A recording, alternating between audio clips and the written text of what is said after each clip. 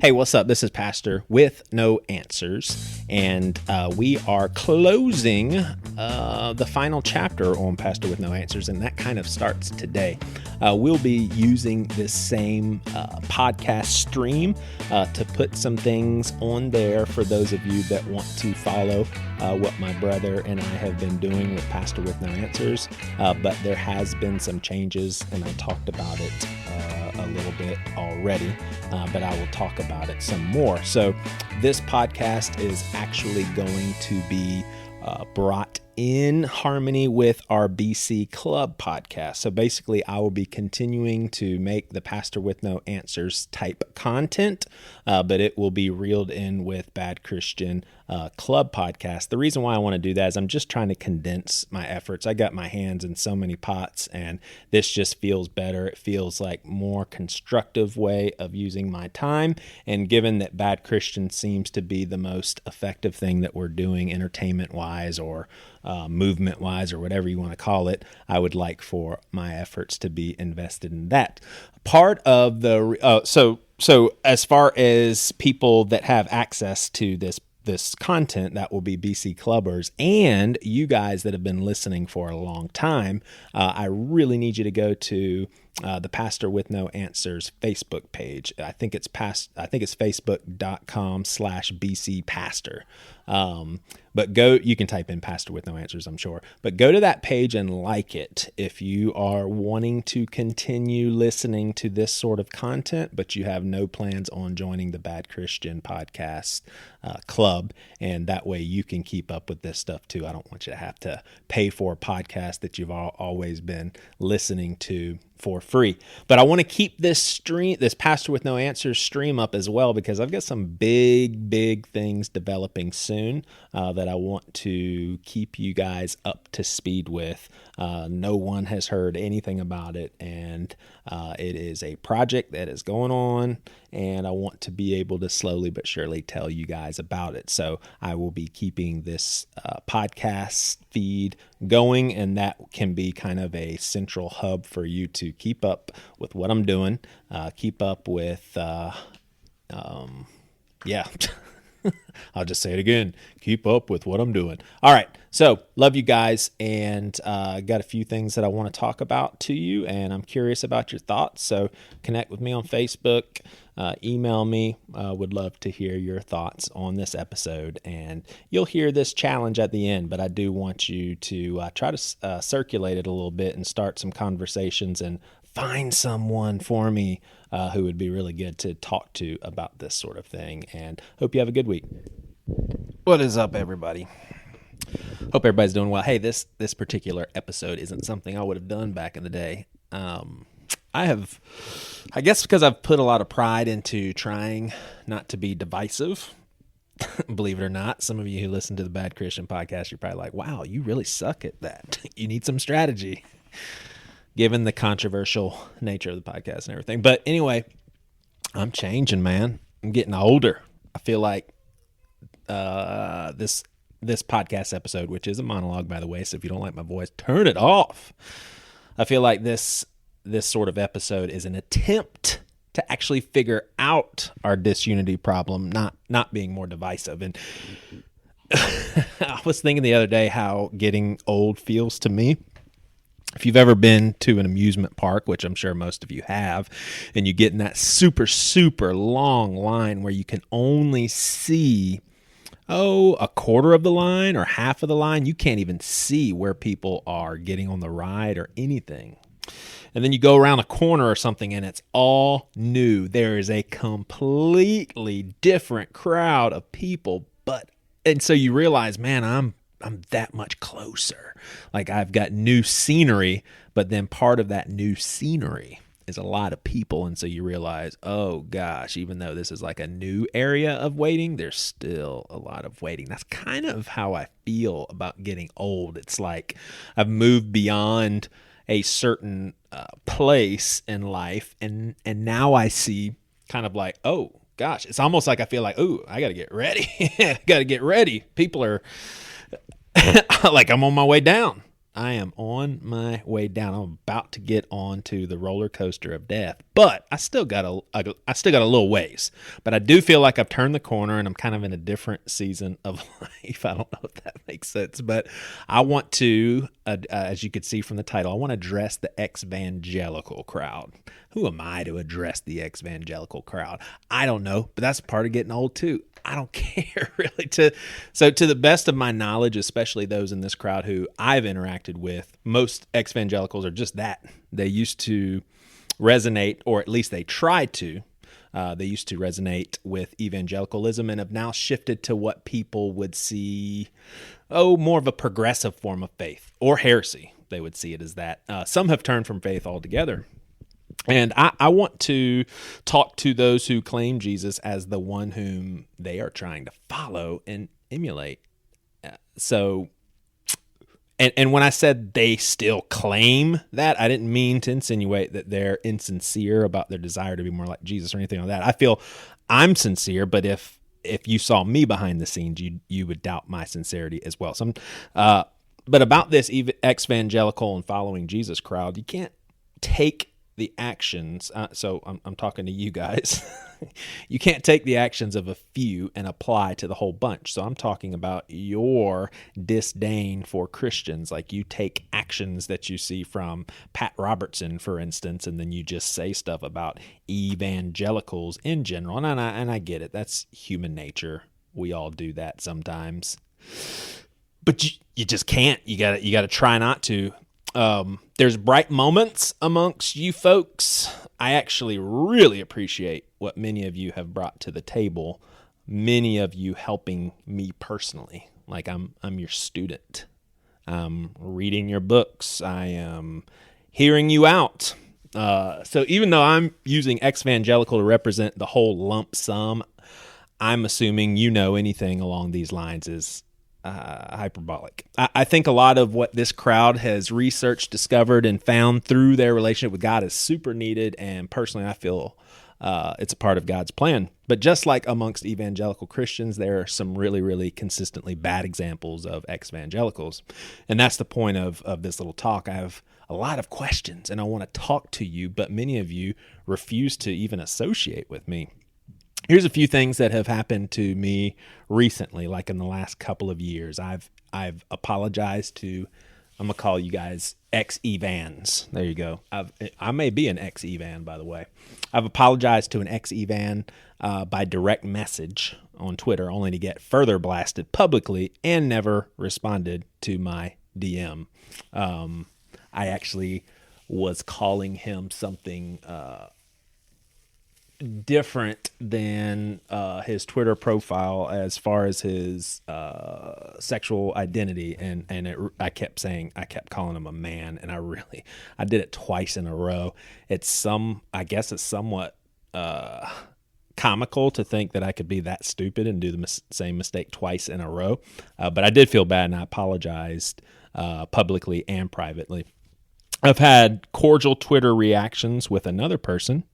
And then months later, when I talked to this person as a Twitter friend, so to speak, I was basically told, I don't know you.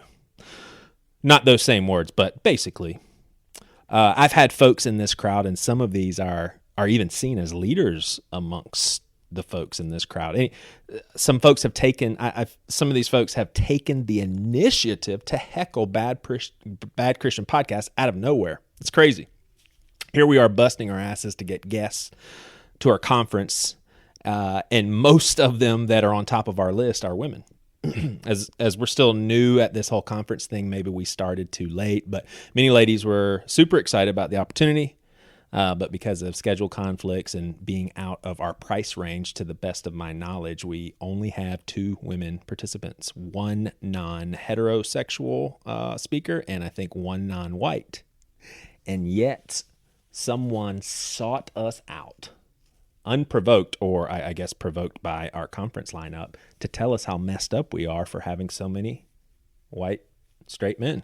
Okay, I get the frustration, but then some of the horrible, demeaning words that were used to describe that. I was just like, what are you talking about? We do have diversity. It's just not as much as you like. I have a personal friend in college. I actually used to have a big crush on her. And I think I've always liked her. I've always found her personality very, very fun to be around. We've lost contact over the years, kind of reconnected on Twitter. And when some controversial stuff was going on with Bad Christian, she said something publicly on Twitter. A lot of this stuff is about Twitter. It's funny. She said something publicly, and I reached out to her privately, and I said, hey, you and I are friends, for crying out loud. I totally understand what this looks like and what people are saying. Can you and I talk? Can we actually talk? Because I mean, you know me. Let's talk this out, and we may not disagree. We may not end up agreeing with each other, but let's still talk it out. And I sent her an email of how I would want the conversation to be. I invited her on a podcast. Say, hey, let's why don't we do a podcast episode together? You know, after we talk. Zero response. Now, this person could have easily said, yes, I'm not interested, but instead completely blown off. That's their prerogative, and I'm not even mad at this person. I've learned to not let these sort of things bother me, like the kind of stuff that goes on Twitter. But what bothers me is that so many people, including those within this group, are convinced that this is the best way of following Jesus. And I just simply want to say, no, it's not. Now, please know this. I ain't doing it too much better. I have a plank in my eye, but I do feel like I'm talking about your plank too, not a speck. So I've got the plank, you've got the plank. But most of the time I want to talk to you about this. I'm basically told, again, not using these exact words, but you aren't exactly like me, and I'm not going to hear you out nor serve you in any way, because the small parts in which we disagree makes you a really bad, hurtful, abusive, dangerous person. I'm like, what in the world? These folks' approach to faith and love doesn't include loving your enemies. I said hello to you on Twitter, and you said I was angry and promote violence. And for some reason, I've never seen anything like this, except for maybe evangelical Christian culture. People just follow you and think that your approach to Christian faith is on the money. Now, I don't think I'm a higher caliber person than you. You guys honestly probably do more than I do, more good out there, but I do think I have a higher caliber love than you. Maybe that's a prideful thing to say, and sorry, God. But I love you guys. We don't understand one another, but I want to try to understand you, and I don't feel like you want to try. I don't mind saying I have a higher caliber love. Honestly, I don't mind saying I know 2 + 2 = 4 to the person who says it's 5.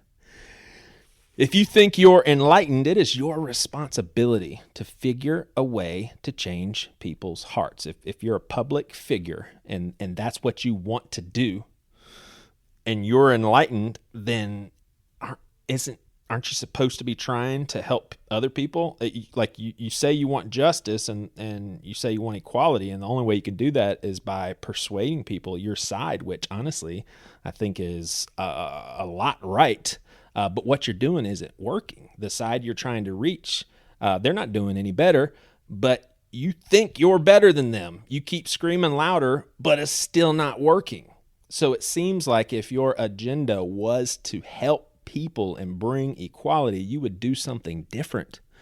Speak love and acceptance of all for beginners. But you're enlightened beyond us.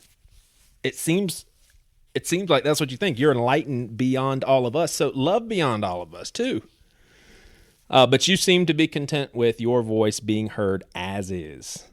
And it's not working, though, as is. If you're trying to do good by changing people's mind, can you have a different tone and voice and perhaps temper things? Try to do something different to make your voice more efficient. Right now, only your crew is listening. It seems like you want people to believe you are using your voice for the cause of equality, but it seems as if you are using the cause of equality to boost your voice. That's a horrible thing to say, but I don't know what else to think given your actions. You say you're following Jesus, but please know the way you navigate your life amongst folks who you disagree with is nothing how Jesus would have done. Maybe think about the woman at the well. You and evangelical Christians could learn a lot from this, honestly.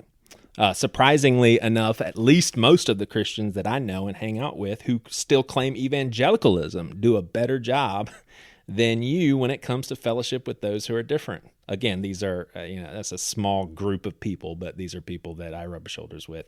But you do a lot of good. I mean, I'm not joking. You guys have an important voice, but you've forgotten something super important. Even racism, hatred, and homophobia, all those so hard for me to stomach as well, are prisons of sin for people. Sin isn't good for people, remember? But I don't hear anything from you like, Father, forgive them, for they've known not what they've done. I think Martin Luther King Jr. was really close, if not right there, in who he and how he understood love. I mean, lynching people, but he still knew that love was the only way. A group of white men beating up a little boy to death who innocently flirted with a white woman, but loved them. I mean, I'd get all teary-eyed even thinking about it. Look up Reginald Denny, a white truck driver who was beaten almost to death by some black males during the LA riots back in '92. The biggest message that he wanted to get across to those young men and their families is that he forgives them. Look up the Charleston shooting and hear African Americans speak love and forgiveness towards the white supremacists who shot them. I mean, they're in agony, having to say goodbye to loved ones as a result of such a pointless, evil act. But I think they access something that you and I need to access, and that's a supernatural ability to love the most unlovable. It just seems as if you have forfeited the challenge of loving your enemies. Since they are hateful, you get to be hateful to them. Since they are hypocritical, you get to have a piece of that hypocrisy too by choosing to not love your enemies. Exactly what Jesus said to do. Now, as long as you keep this up, you'll always just be a movement that is always distinct from what Jesus was up to. And there's a lot of organizations that do a lot of good and don't care about loving your enemies. Now, I'm not saying you're not a part of the church. I'm just saying your agenda and what you are all about and what you are saying, it does seem to be pretty distinct from what Jesus was doing. Now, you're a little screwy, though, because you're claiming a faith that claims such radical love, and yet you don't seem to try to do this. Now, I pray that I will patiently be gracious over time, and hopefully you'll see this disconnect. But a good first step for you to decide today that you are going to try and love everybody. If you forgot what that looks like, read 1 Corinthians 13 maybe. Some good reminders that I need to read often. It's so clear that no matter how good intentions are, when you get people together, I mean, it's crazy. You bring people together, and soon enough, there'll always be ugly stuff that comes out. And it doesn't matter who you are, where you are, what time period you exist in. So may God teach us all the secret, invincible gift of love. And those who feel as if their actions are motivated by love, when in reality they should be singing, "What's love got to do with it?"